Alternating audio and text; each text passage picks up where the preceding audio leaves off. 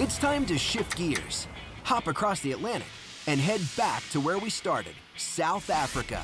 This time, we're going all the way down to the Western Cape, primarily known for the city of Cape Town. A bustling metropolis of almost 4 million, the Western Cape is also home to an incredible natural landscape with rolling hills and emerald plains. It's here that an international field of cyclists gathers every year for what has become known as one of the most prestigious mountain bike races in the world, Cape Epic. A sprawling competition that covers more than 435 miles. Cape Epic is a stage race contested by two-person teams. For 8 days and 7 stages, elite mountain bikers from across the globe battle it out on dirt trails across the region, pedaling over mountains, barren plains, and rock. Every year the route changes, though its objective remains the same: push these cyclists to the brink, testing the limits of speed and stamina. High speeds and rough terrain means you can expect to crash. There's a reason it's called Epic.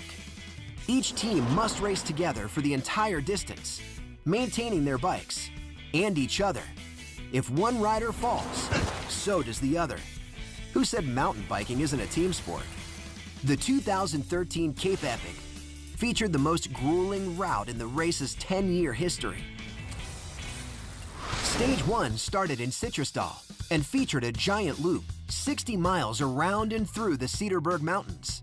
A punishing stretch that included climbs totaling almost 8,000 feet, 60 miles around and through the Cederberg Mountains.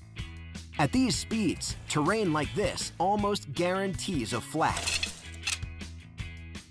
and requires a heavy load of water and huge quantities of energy gels and bars. Eat up, guys. The end of each stage means fixing up bumps and bruises and getting as much rest as possible before the next day. These stage races not only require athletes to have the fitness to push huge watts of power uphill, but to recover overnight so they can do it all again the next day. Recovery means being treated by a world-class medical staff who can sew up your cuts and give you a massage. Stage 2, a 90-mile stretch that is less sandy and much more dangerous. The stage zigzags through a field of rocks. Out here, a wrong twist of the handlebars can mean eating a lot more than dust. Some of the course is so dicey, racers are forced to do less riding and more lifting. Nature isn't paved, so there are no straight shots in mountain biking. And about 6 hours later, the best riders arrive at the grassy finish. 2 stages in, and you know if you've trained enough. From here, it's all about getting enough rest when you're not riding. The rub of the road is evident. Stages 3 and 4 are all about speed. The first is a brisk 57 miles around a wine estate, but riders won't have time to stop for a glass. The course is wide and relatively flat, a great place to make up for lost time in the hills.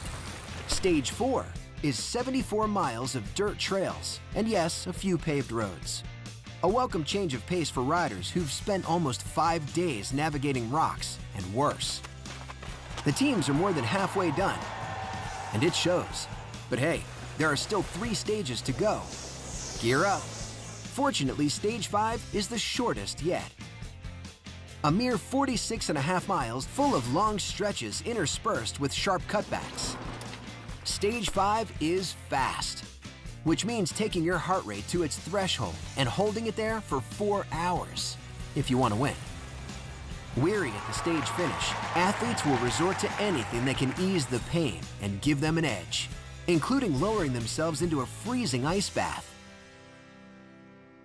Stage 6 is 62 miles on wide open roads, through a forest, and back out again.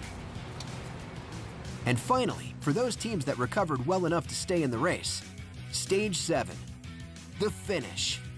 A mere 33.5 miles. It's time to leave it all on the road. Release whatever adrenaline you have left. You might surprise yourself. It's a fast spin to the end. Every second counts, and riders hope for a second win to help them finish strong. But there can only be 2 champions in each division. By this stage, you know if you're in the running. A champion is crowned. But like all of these ultra-endurance events, your biggest competition is yourself. Which means, if you can finish the race, dude, you win.